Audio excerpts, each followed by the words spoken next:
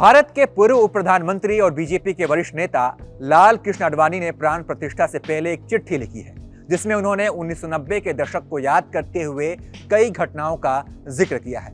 इस चिट्ठी में बीजेपी नेता ने सोमनाथ से लेकर अयोध्या तक के सफर को भी याद किया है। आपको बता दें कि आडवाणी की रथ यात्रा ने राम मंदिर के आंदोलन को धार दिया था।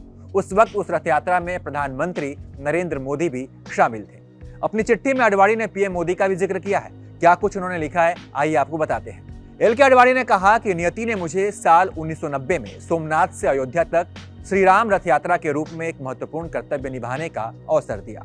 मेरा मानना है कि कोई भी घटना अंततः वास्तविकता में घटित होने से पहले व्यक्ति के मन मस्तिष्क में आकार लेती है। उस समय मुझे लग रहा था कि नियति ने यह निश्चित कर दिया है कि एक दिन अयोध्या में श्री राम का एक भव्य मंदिर अवश्य बनेगा। भाजपा नेता ने कहा कि राम जन्मभूमि पर श्री राम का एक भव्य मंदिर बनना बीजेपी की प्रबल इच्छा और दृढ़ संकल्प रहा है। 1980 के दशक के मध्य में जब अयोध्या का मुद्दा राष्ट्रीय राजनीति के केंद्र में आ गया, तो मुझे याद आया कि कैसे महात्मा गांधी, सरदार पटेल, राजेंद्र प्रसाद और के मुंशी जैसे राजनीतिक दिग्गजों ने प्रभावी नेतृत्व द्वारा सभी बाधाओं के बाद भी स्वतंत्र भारत में एक और ऐतिहासिक मंदिर गुजरात के सौराष्ट्र के तट पर प्रभास पाटन में सोमनाथ मंदिर के पुनर्निर्माण का पथ प्रशस्त किया था।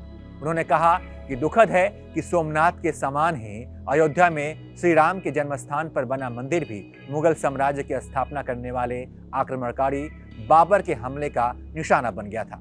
1528 में बाबर ने अपने कमांडर मीर बाकी को अयोध्या में एक मस्जिद बनाने का आदेश दिया, ताकि उस स्थान को फरिश्तों के अवतरण का स्थान बनाया जा सके। इसलिए एक नाम बाबरी मस्जिद पड़ा।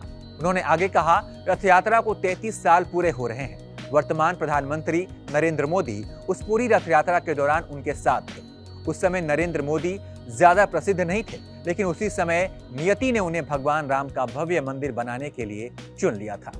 तो लाल कृष्ण आडवाणी के इस पत्र में प्रधानमंत्री मोदी का भी जिक्र है। इस पत्र पर आप क्या सोचते हैं, आपकी क्या राय, कमेंट कर बताइए। और तमाम अपडेट्स के लिए आप देखते रहिए एबीपी लाइव।